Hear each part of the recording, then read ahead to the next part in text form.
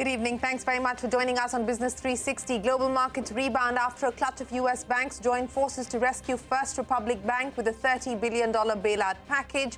This comes a day after Swiss National Bank threw a $54 billion lifeline to Credit Suisse. Positive global cues lift Dalal Street. Financial stocks lead the rebound. The sensex gains 350 points, the nifty up over 100. Both indices down 2% for the week.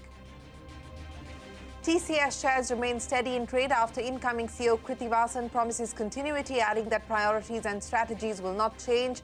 An emotional Rajesh Gopinathan says it was important to resign before the new financial year, so the new CEO has a clear runway.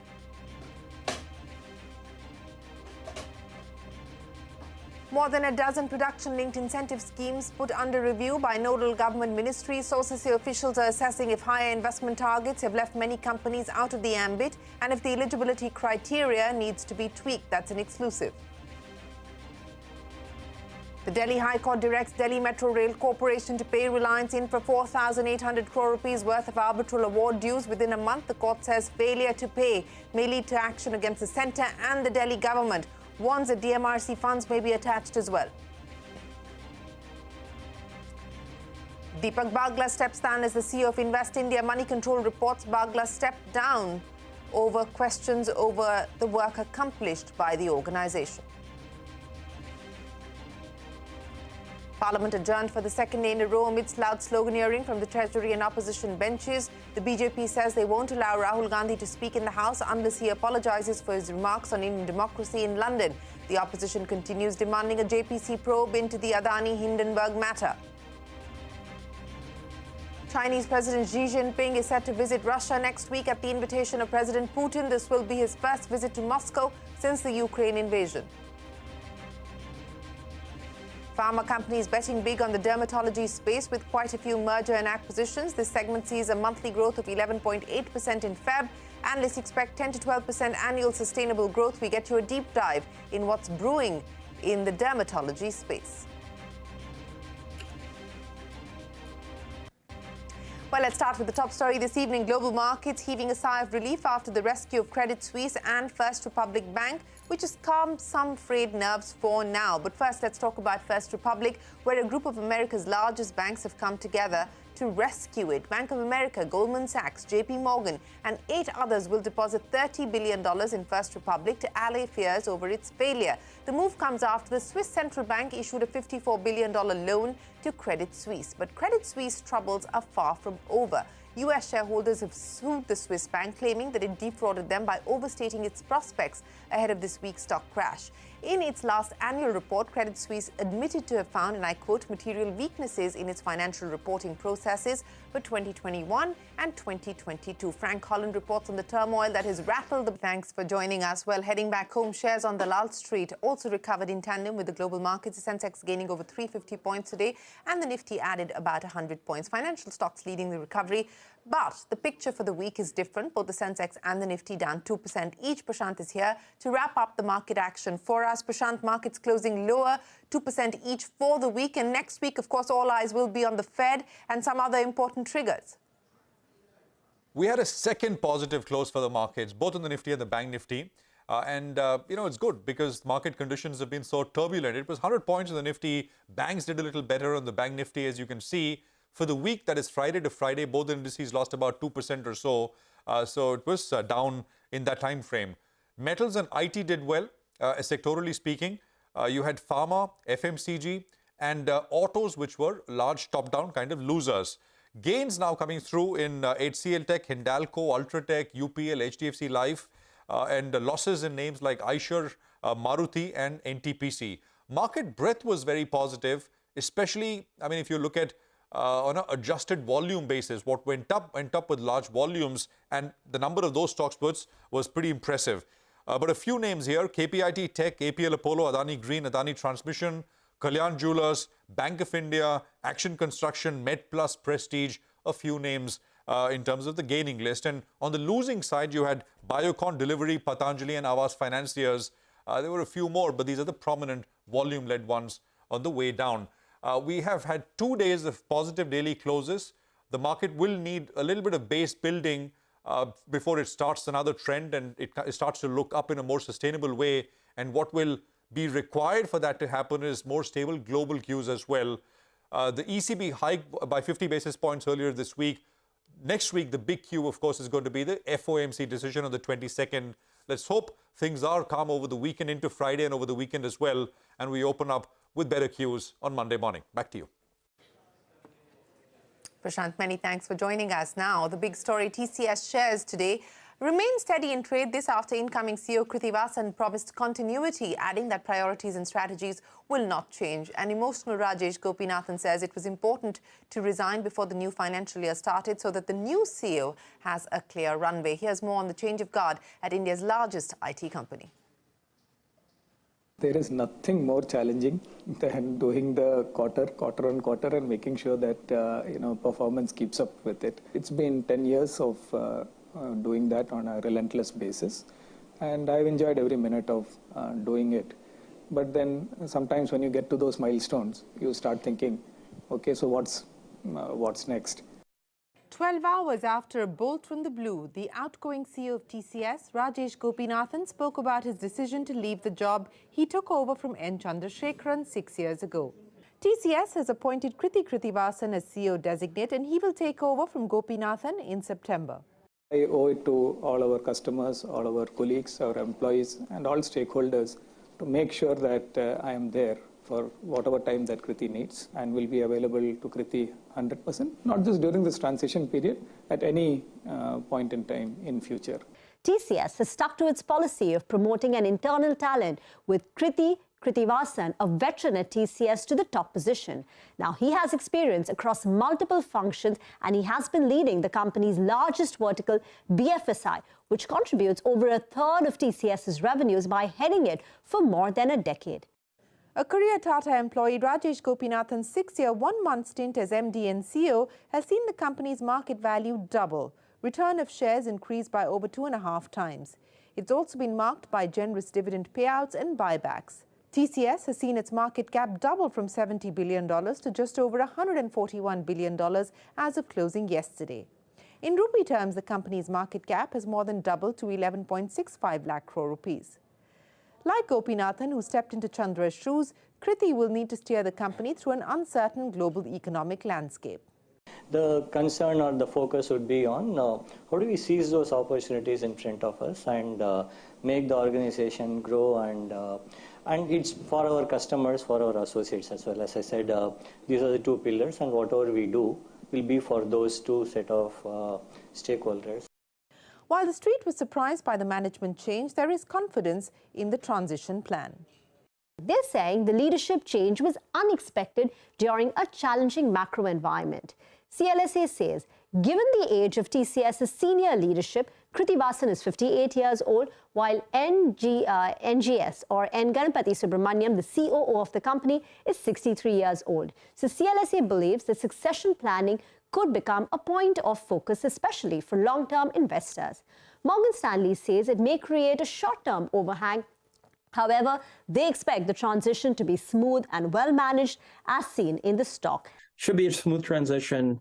Timing is probably not ideal given what the industry is facing as we speak, but it is what it is.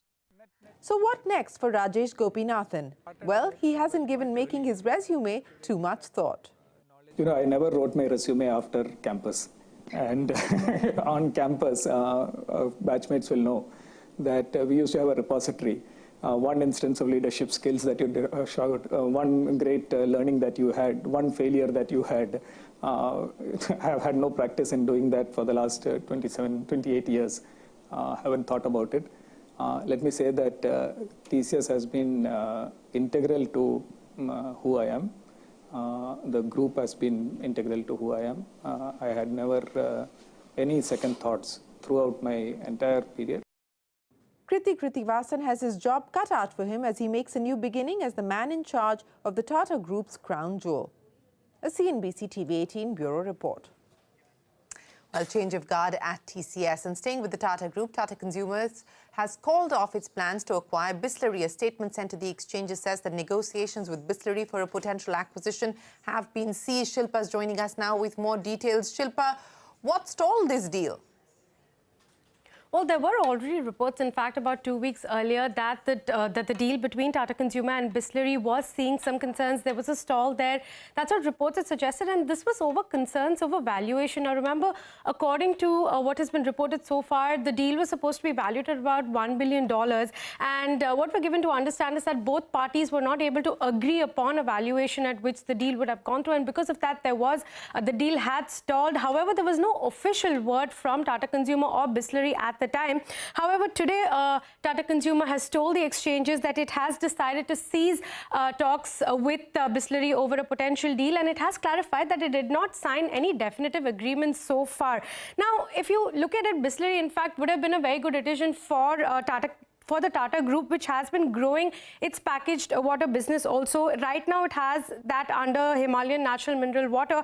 And Bisleri, in fact, has around 30 to 60% market share in the organized packaged water business. And this 8,000 crore or rather $1 billion deal would have been a very big value addition for Tata Consumer. And Ramesh Chauhan, who currently heads Bisleri, was looking to sell this because he did not have an apparent heir to the business. He didn't have anyone to take over the business. But now, what direction Bisleri takes from here on will have to be seen. And remember, this is not the first time that he has looked to sell the business. There have been talks with other companies in the past as well. But this time with Tata Consumer, it seemed like it was going in the right direction, but talks have stalled and now officially ceased.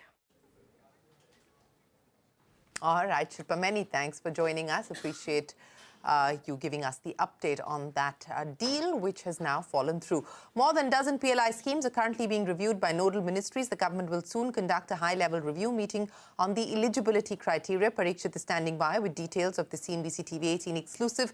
Parikshit, so a review of the PLI schemes?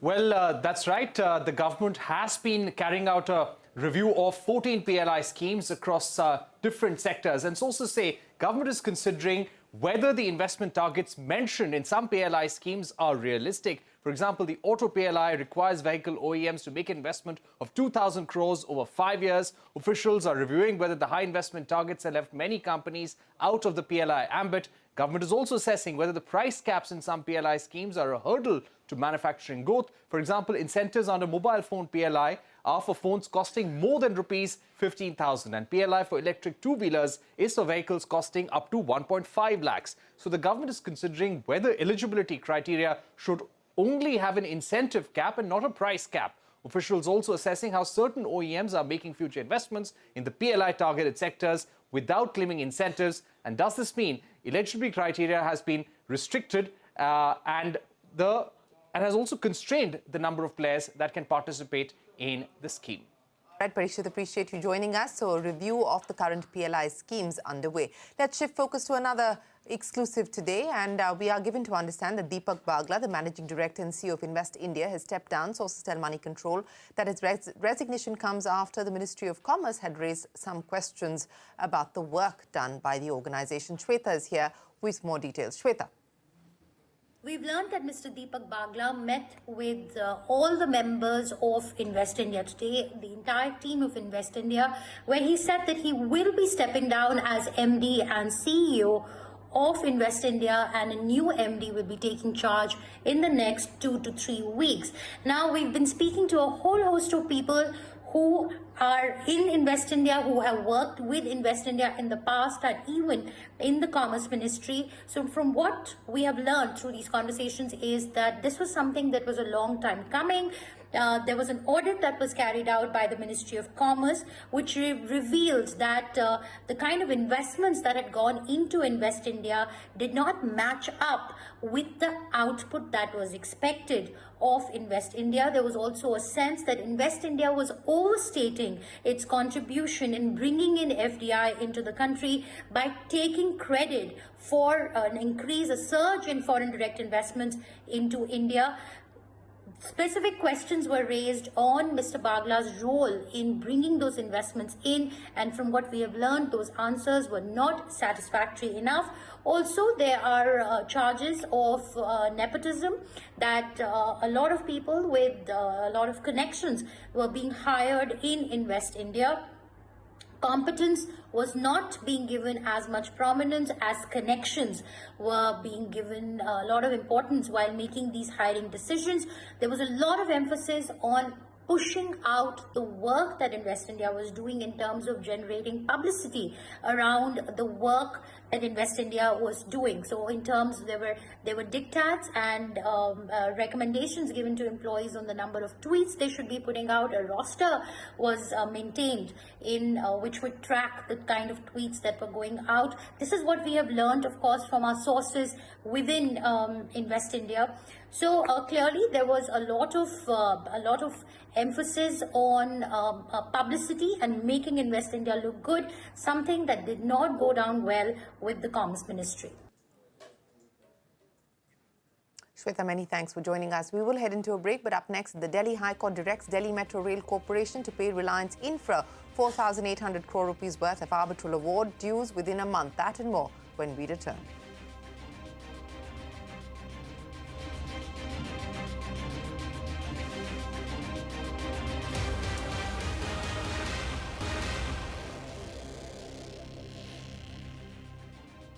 The Delhi High Court today has directed Delhi Metro Rail Corporation to pay Reliance Infra 4,000 crore rupees of arbitral award dues within a month. The court has also warned that failure to pay may lead to action against the centre and the Delhi government. Ashmit joins us now with more. Ashmit, this has been going back and forth for long now. The Delhi High Court saying make the payment or there will be action. Now, what could that potentially mean? Well, the picture's not looking good for the centre as well as for the Delhi government. They're looking at very large dues that are to be paid by DMRC. And in principle, what it appears is that the Delhi High Court is holding the central government and the Delhi government responsible for clearing those dues. We're talking big figures here. 4,800 crore rupees is the amount that is yet to be paid to Reliance Infra. Now, as far as the order itself is concerned, what are the takeaways? Well, the first direction is that both the centre as well as the Delhi government, they both hold 50% in DMRC, will have to either cough up with some kind of a subordinate debt facility or some kind of a sovereign guarantee, which will then be used for repaying this amount to Reliance Infra. So they have 2 weeks' time to decide on this request that has been made by DMRC for subordinate debt or sovereign guarantee. Now, two things can happen. Either that permission comes. Now, if that permission comes, that resolves the issue. DMRC goes ahead and makes that payment in 1 month thereafter. But if that payment is not made, if that sovereign guarantee is not provided to DMRC, in that situation, the Delhi High Court then puts the onus on centre that every penny that centre has received since 10th of March 2022 will have to be essentially over the last 12 months will have to be returned to the DMRC, and then the DMRC will use these funds for repaying the amount to Reliance Infra, 4,800 crore rupees. However, if both parts of these orders, either part of these orders are not met, in that situation, the High Court has warned of, number one, attachment of DMRC recoverables. So that is something that DMRC could be looking at. The other is further action against the centre and the Delhi government. What that action is, the Delhi High Court has not given clarity on, but has said that it will not be shy of taking action if this order is not met.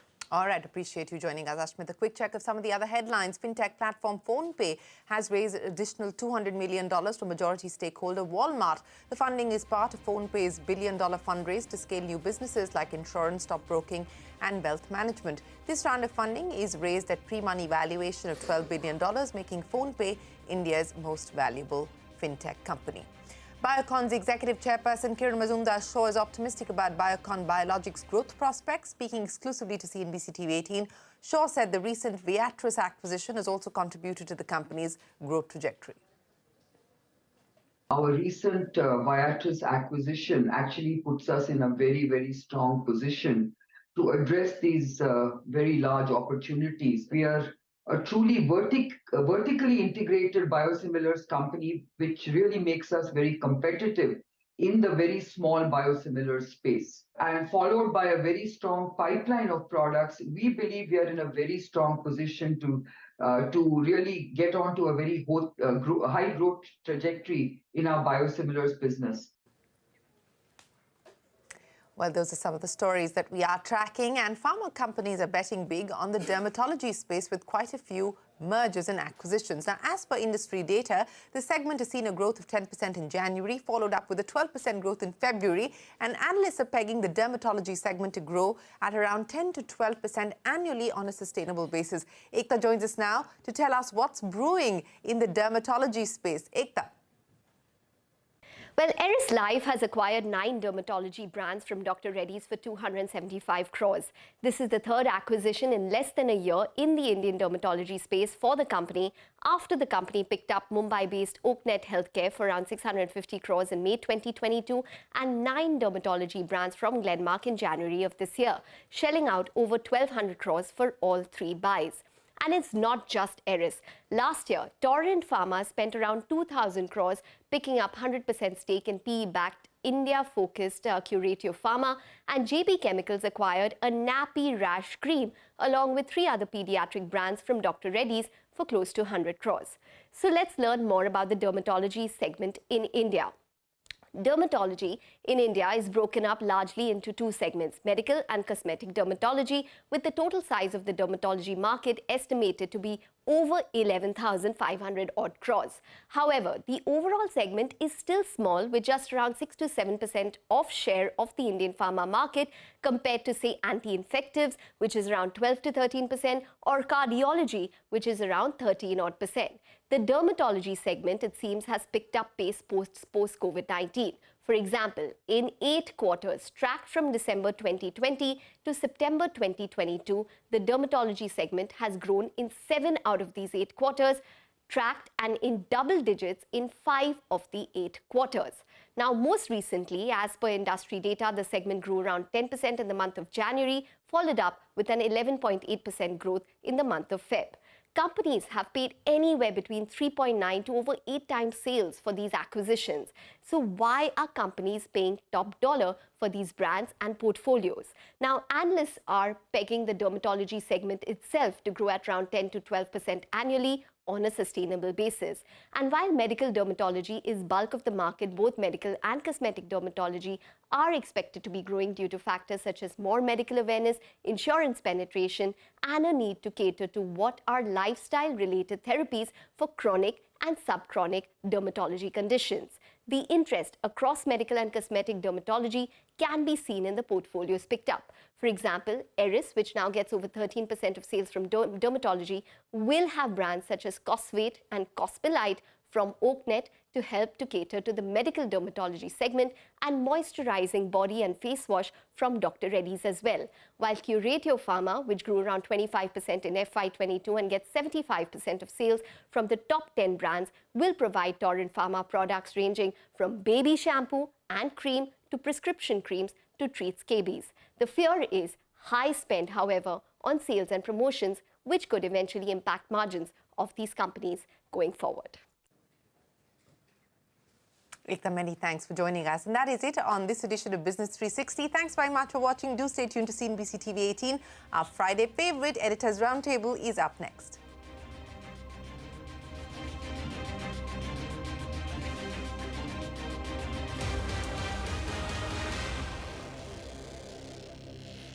कैसे